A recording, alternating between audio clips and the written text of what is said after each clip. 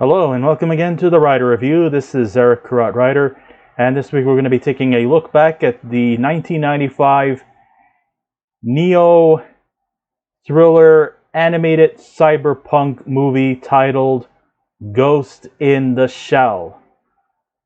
Now, Ghost in the Shell runs for 85 minutes long. It is a Japanese anime. It is directed by Mamoru Oshii. It is produced by Iemasa, Mizuo, Ken Matsumoto, Ken Ayadomi, and Mitsuhisa Ishikawa. The script was done by Kazunori Ito. It is based off of the old Japanese manga, which had a whole series of the Ghost in the Shell franchise. And it was written by Masamune Shiro. It is composed by Kenji Kawai. The cinematography was by Hisao Shirai, and it was edited by Shiyuchi Kakesu and Shigeyuki Yamamori. And the voice acting from the Japanese cast, it's Atsuko Tanaka, Maaya Sakamoto, Akio Otsuka, Iemasa Kayumi, and Yoshiko Sakakibara, Koichi Yamadera, Tamio Oki, Yutaka Nakano, Tessho Genda, Mitsuru Miyamoto, Kazuhiro Yamaji, and Shigeru Chiba. The English dubbed voice cast was done by Mimi Woods, Richard Epcar, Tom Wyner, Christopher Joyce, William Frederick Knight, Michael Sorich, Simon Prescott, Richard Cancino, Kevin Seymour, and Doug Stone. There's a lot to like about this Japanese anime film, Ghost in the Shell, or its Japanese title is Kokaku Kidotai. But it could probably take for hours about why this movie is something special. I could talk about that for hours, but my time is very limited, so I won't. However, I will say that Ghost in the Shell is not played for cheap laughs or super climactic action battles. Sure, there's a lot of great action battles. That's just something you would probably expect from a cyberpunk neo-noir thriller movie. They have some great fight scenes.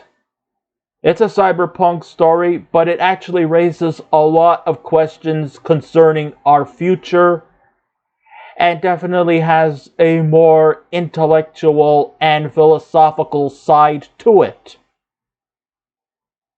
So, we're not here for cheap battles. We're not here for excessive graphic violence, even though there is violence in this movie, but it's not like gratuitous. It's a lot more deep-rooted and philosophical, and a lot less blockbuster, which I will explain a bit. Ghost in the Shell is one of the most successful anime movies to make its way into the Western society, and may have been the inspiration for the Matrix films that came out in the late 1990s and early 2000s. But to complement that, Ghost in the Shell is also the inspiration for a movie that preceded this movie, and I'm talking about 1982's Blade Runner, which also is a cyberpunk neo-noir thriller story. That also sometimes raises the questions about our future and what it has to hold. Especially, as we become more and more dependent on technology, as we become more and more adept to making advancements in our lives, it sometimes raises the questions to answer as the machines are starting to evolve. Does the human race have to necessarily devolve by way of contrast? That's a lot to think about. And being that this movie was made in 1995 and the setting of this movie is in 2029, we're not too far off. We're just 7 years away. Will our world look differently 7 years from now compared to 2022 standards? I would think so. It's a lot different than when this movie was released back in 1995 and when the manga series that came out in the late 80s. Our world has become different. And as machines and technology has evolved, the question is, has we, the human race, have devolved? Well, we haven't quite reached that level yet. Are we going to anytime soon? I don't think we're going to in 2029. Maybe somewhere, maybe say 2045 if we're still around. Possibly. But I don't really think we're going that direction yet. Although it might be exciting, it might be provocative, and it also might be very, very scary. I mean, look at what the world has given to us in the world of technology. And this is coming from a 1995 movie, where even though technology was pretty much sufficient in the 1990s, it was only actually used in a very subtle fashion. But now, it just exploded. As more and more technology has become advanced, we have become a bit of shells of our former self. We have sort of in some ways become our own ghosts in the shell.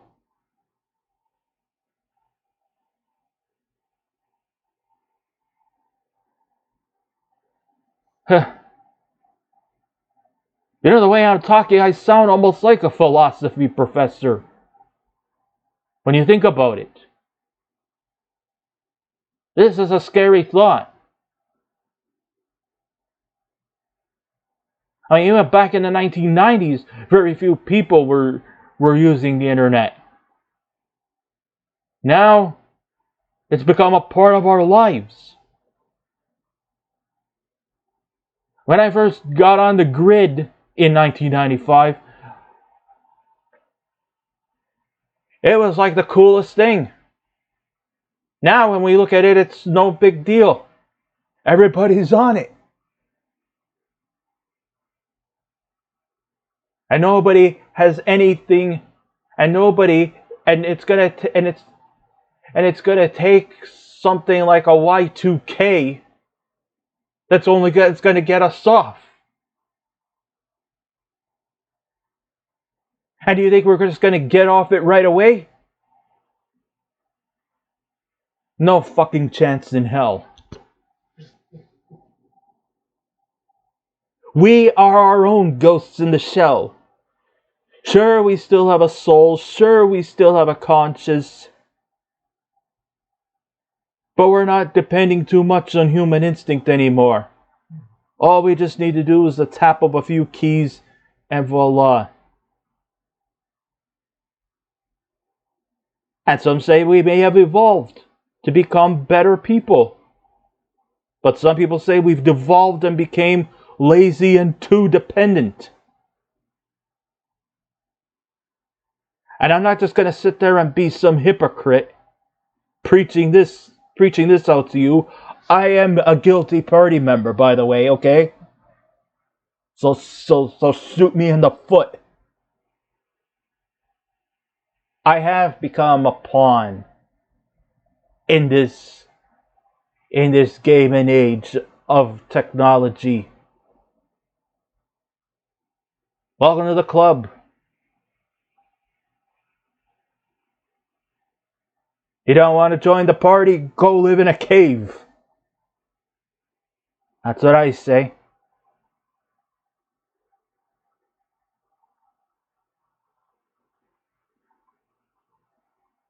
At a running time of only 85 minutes long, the film never wastes a single moment going over the details right away, and it takes you on a wild ride.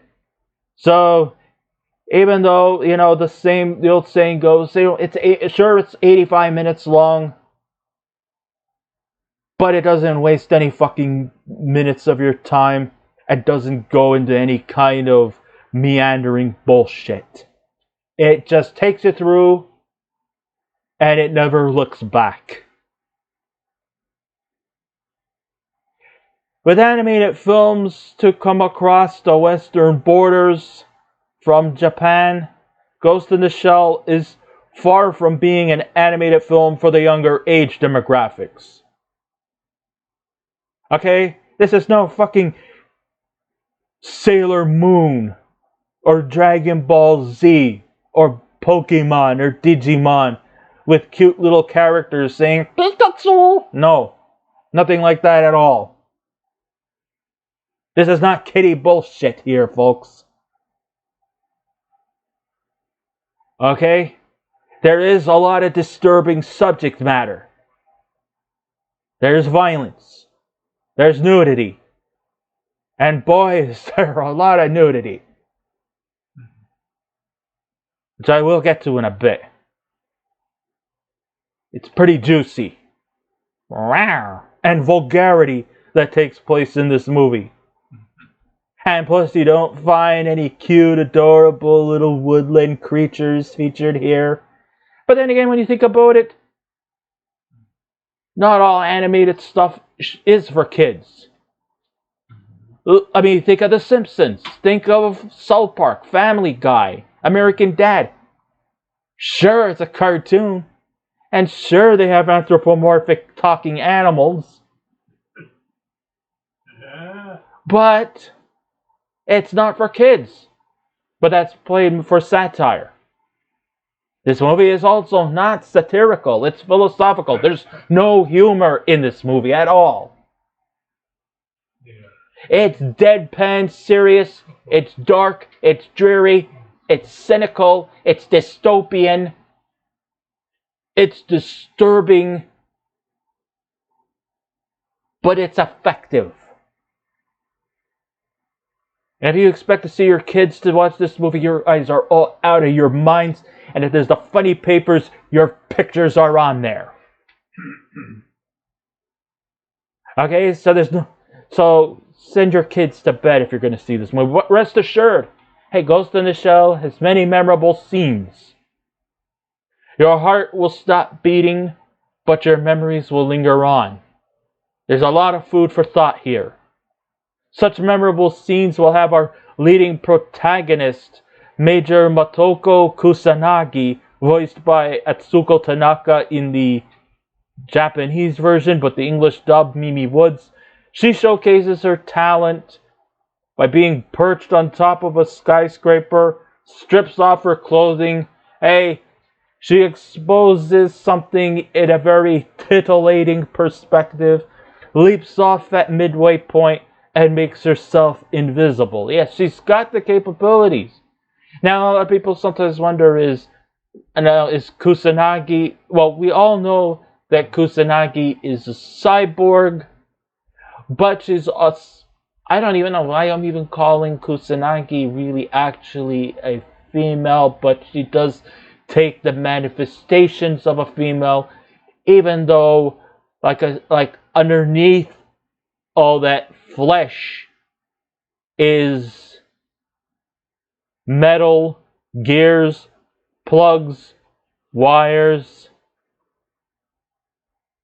You know, she's a machine. But she often is asking herself, is she a 100% machine? Or does she still have some little ounces of humanity? Has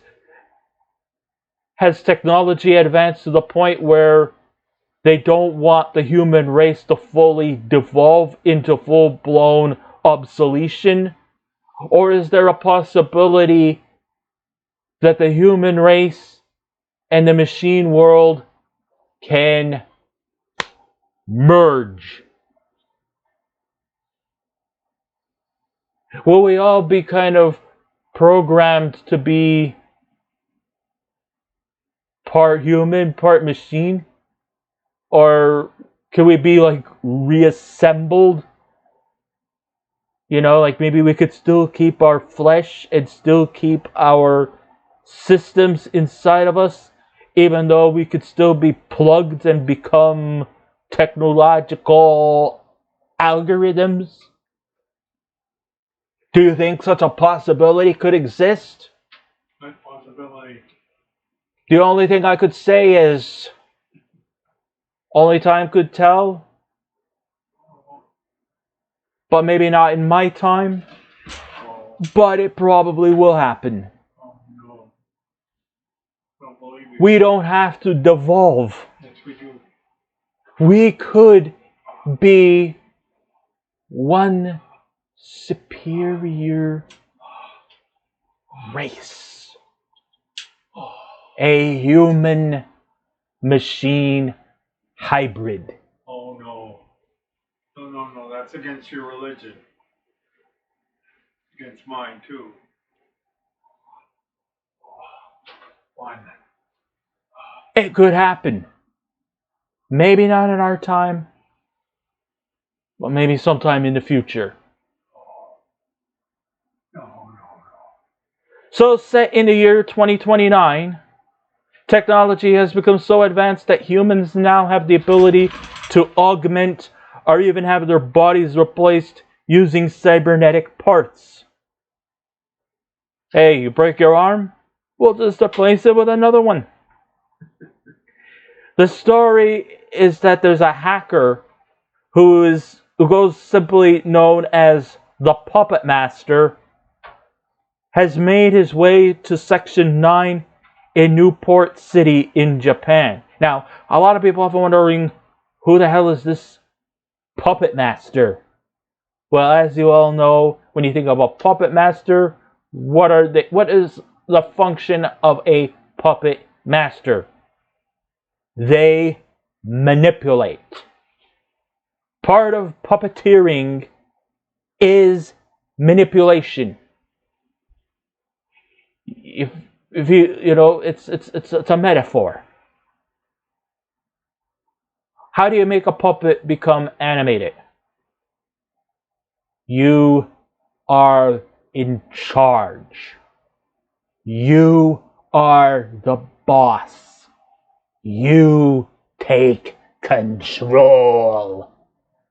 You have the power in your hands. And you can make it move. You can wave its arms. You can bob its head. You can blink its eyes. Because you are in full control. That's what a puppet master is. The puppet master, we don't know what it is, who it is, or what is it. Some say it's some kind of a bug. Some say it's some kind of a program. Some say it's some kind of a cybernetic apparatus designed and control to take control of who we are and how we live and how we function. Maybe it's some kind of master of the world that doesn't come in the form of a human manifestation. It could probably be a bug or even just a program. We never fully actually know who this puppet master is. But then government forces make their way in, so it passes off as a global conspiracy to conceal that the puppet master even exists. I mean, I'm sure it has some existence. I'm sure it has some form of manifestation. It just remains kind of a bit of a mystery.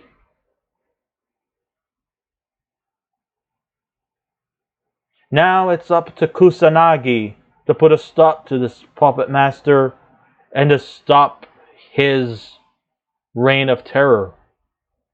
I assume it's a him because when we finally actually see who the puppet master is or what he's materialized himself or what manifestation he has gotten himself into, well, we see in the end it's actually a cybernetic blonde-haired woman. Either it's a woman or maybe it's just a... No, I think it is a woman. She's got flesh. She's got big bosoms. And I'm not saying that in the perverted sense. Because, you know, they're cyborgs. They're not trying to be perverted here. Even though the creator of the manga was a notorious pervert. But I don't think that when Kusanagi strips, it's like she really doesn't have a soul. She strips. No fucking big deal. And even though, yes, there is nudity in this movie, we don't look at it in a perverted sense. Anyhow, with the exception of a human flesh manifestation, she has like wires and cords and gadgets like attached to her arms, so I suppose it's a cyborg.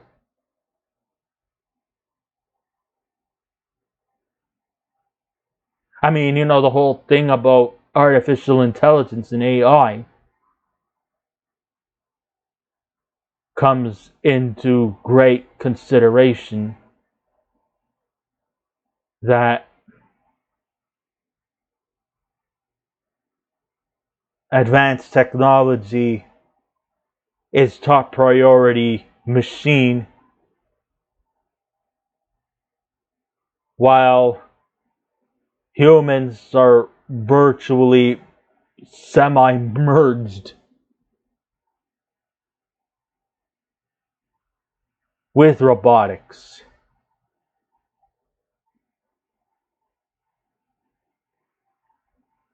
We don't want to think that way. Scary thought. This is all a very scary thought. I mean, in ways, this movie kind of did scare me. Not in a way like I'm going to be hiding under the beds of my covers shivering in fear, but more like a deep thinking fear. Fear can come in many different manifestations too. I mean, if something horrifies you, you'll get scared. But this kind of fear is more of a concern.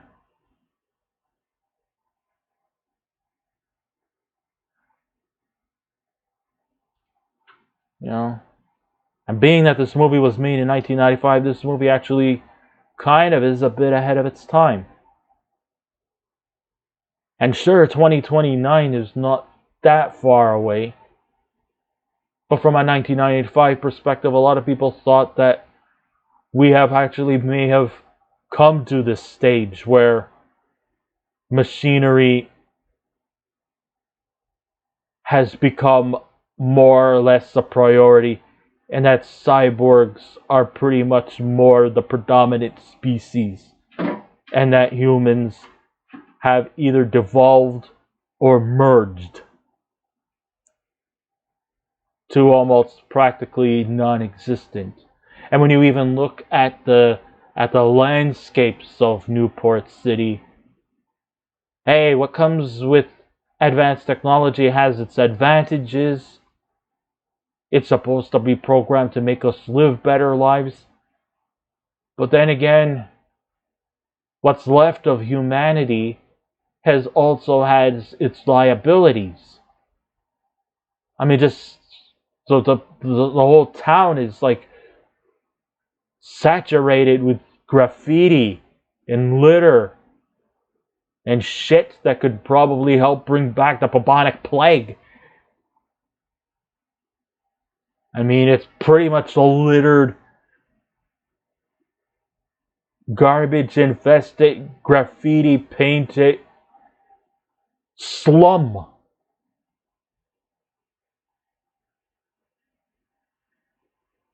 Because with the advancements of technology, nobody gives a shit about what consequences it can bring. It can bring things for the better, but then what might be beneficial can also be a disadvantage. You know, you're damned if you do and you're damned if you don't.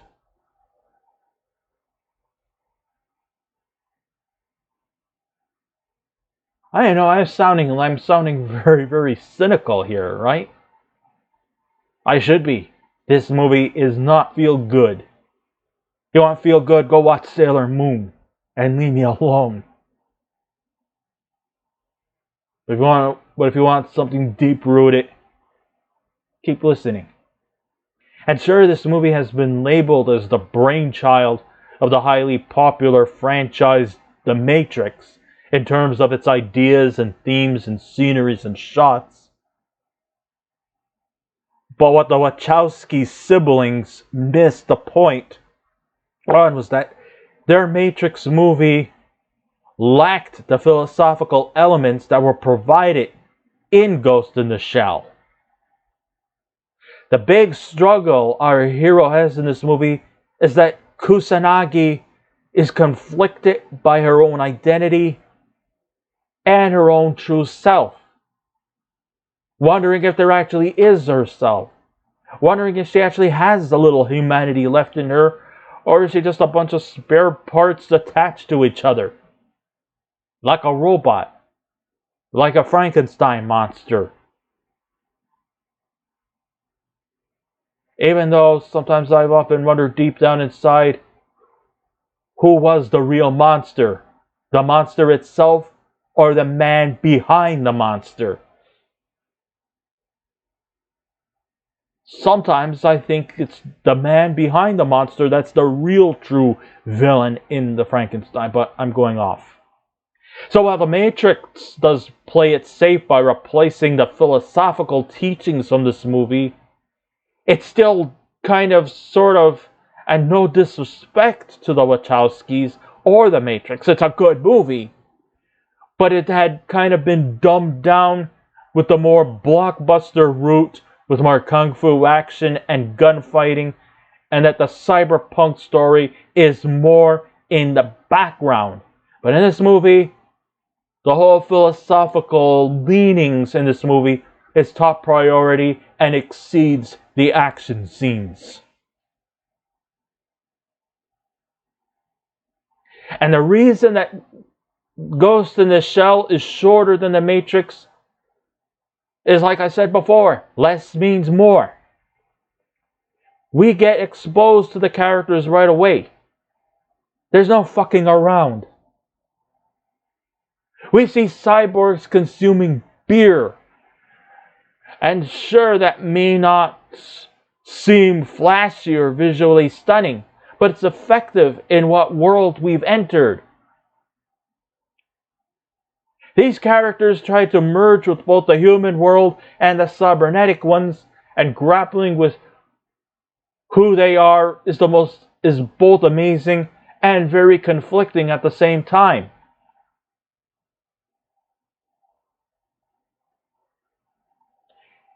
And that's what we get from Kusanagi. She is a conflicted individual, trapped in her own body, sometimes questioning her existence. But then again, cyborg or no cyborg, as we members of the human race, do you sometimes often wonder what was the purpose of your existence? Why are we here? Why do we exist? She is probably... why am I saying she? That's like putting it too loosely. She's actually wondering what is the purpose of her existence. But it's much more deep-rooted because she's conflicted as both a human and a machine. This movie truly understands what cyberpunk is all about, creating a fantasy atmosphere by blending humans and machines into one generic universe.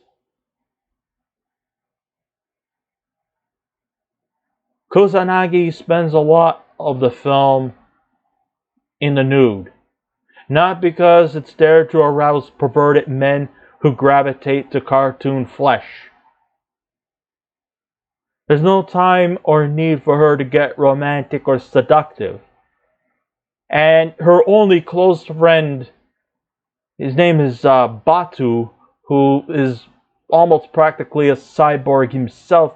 When she bears all, he turns away because he respects that. I mean, she could barely get it because she's naked. She could barely even function as a human anymore. To her, her body is more than an apparatus used to take down criminals. And sure, on the outside, her flesh may appear to the beauty and allure of the human race. But underneath, it's all steel, making her feel like a machine going incognito as a human. While us, we're filled of muscles, we're filled of bones, we're filled with organs. Her, it's cogs, wires, algorithms, plugs. That's what she is. But she sometimes wonders if she was born or if she was made. The animation here featured is simply complex, meaning that it's way ahead of its time before 3D animation took over. To me, I think it's kind of like a juxtapose between the old school 90s hand-drawn animation with just a little dab of 3D. Which is cool because, you know, in the 1990s, 3D was pretty much still in its infancy and didn't really fully blow up until Pixar made Toy Story.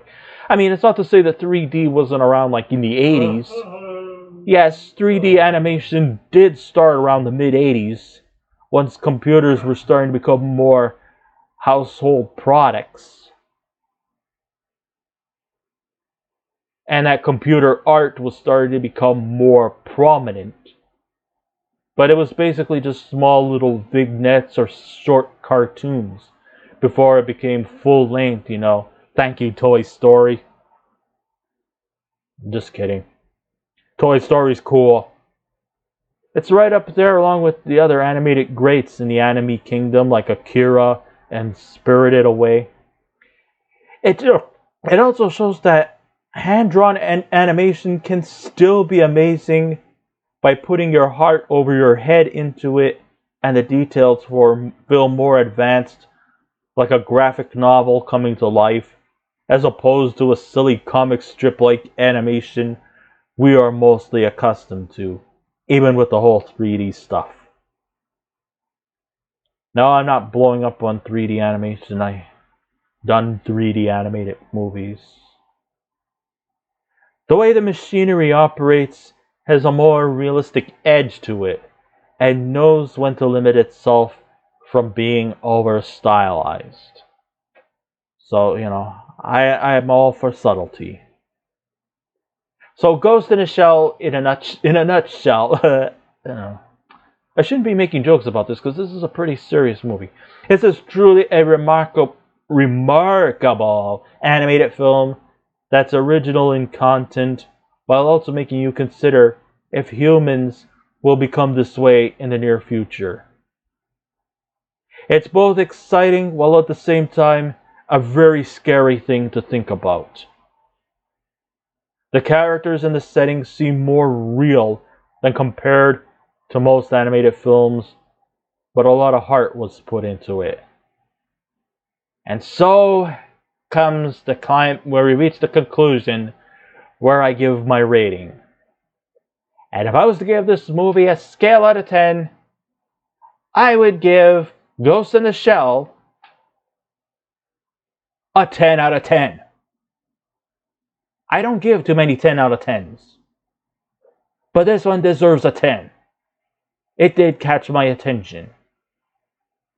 And it's a lot different than a lot of animated films that I have ever seen. Because it's not whimsical, it's not spontaneous, and it's not gratuitous either. It's deep-rooted, it's philosophical, and it will even catch adults off guard. And I can attest to that. So I guess this ends my writer review. Thank you all for listening in. If you wish to subscribe to my YouTube channel, please feel free to do so. If you wish to leave a comment, go right ahead. But just remember the 3 simple rules. Be kind, be courteous, and please refrain from any rude comments. And I will be back again with another movie review. So until next time, this is Eric Wright saying, keep watching those movies, and I'll see you around. Goodbye.